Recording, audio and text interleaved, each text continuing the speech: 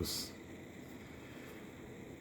Carl Jung, the great psychoanalyst, talked about the unconscious. He built the entire premise of Jungian science on the study of the unconscious.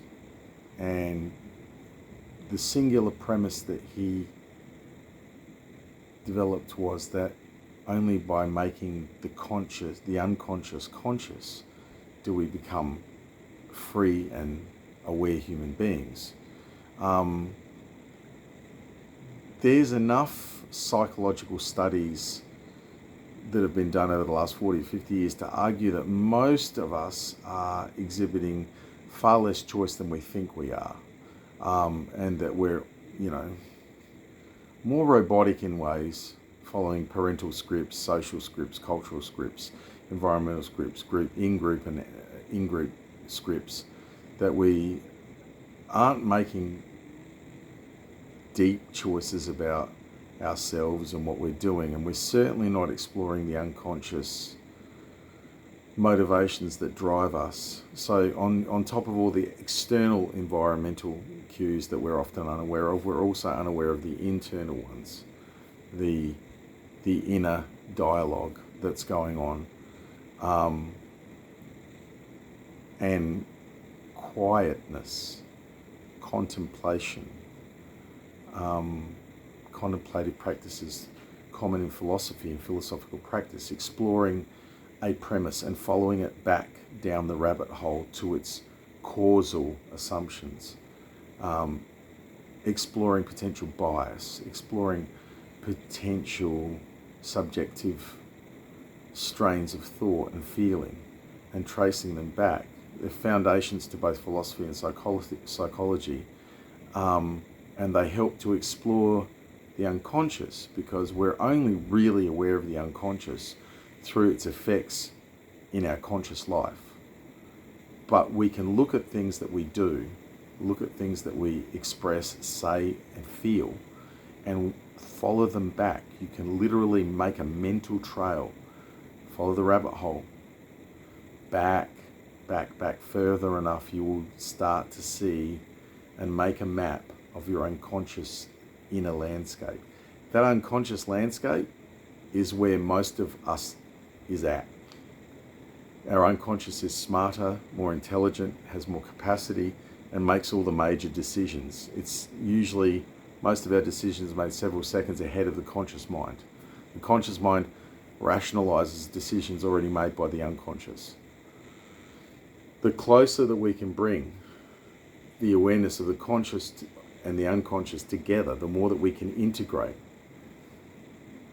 the more that we function as a complete person, the more that we're able to understand our own vagaries, our own anthropology, our own behavioural impulses and instincts, and the more power that we have over them. We don't have to be fleshy robots following an evolutionary program, which we often are. We can be more than that, and we can certainly guide our path along the evolutionary stream with more agency than we often do, by bringing the conscious and the unconscious together, by studying the signs of the unconscious at play in our life, and following that trail back to the core beliefs that our unconscious holds. And then we can consciously modify those beliefs over time. We can alter the subconscious, even though the subconscious is the predominant part of our mind, it's the predominant part of our self as such. But we can modify it by reverse engineering it once we're paying attention, and that's the key point, paying attention to its presence in our lives. Once we're paying attention to the underpinning beliefs and the underpinning traumas and the underpinning events and experiences, conflations and assumptions that have created this deep unconscious sense of self. It doesn't have to be a mystery. It can be a wonderful mystery that we spend years and decades exploring and becoming happier and more peaceful as a result. So, contemplation, meditation, reflection. Every time you feel something, you think something, particularly if it's a strong feeling or a strong thought or a strong reaction, have a little wonder. Give yourself a minute or two. Think about where that came from. Think about what drove it.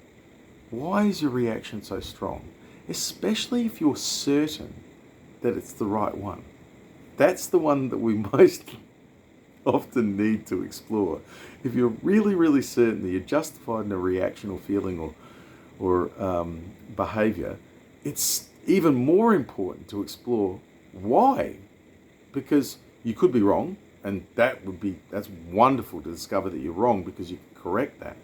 And you'll be better as a result. You'll be metrically, fundamentally and empirically better as a person if you can correct a mistake that you're making, especially a deep one. But if you're correct, you're not wrong, and you're doing the right thing, and you've gone back down that rabbit hole and it's good, you'll understand more deeply why. We don't always know why something's good. We're able to sort of detect that if we eat a certain food like apples, we tend to be healthier. And if we eat too much cheese, we tend to be not so healthy. But you can go beyond that. And the integrating the conscious and unconscious enables you to explore that more deeply and understand why it is that certain decisions, certain ways, certain things are better in certain circumstances than others. Give it a go. Oos.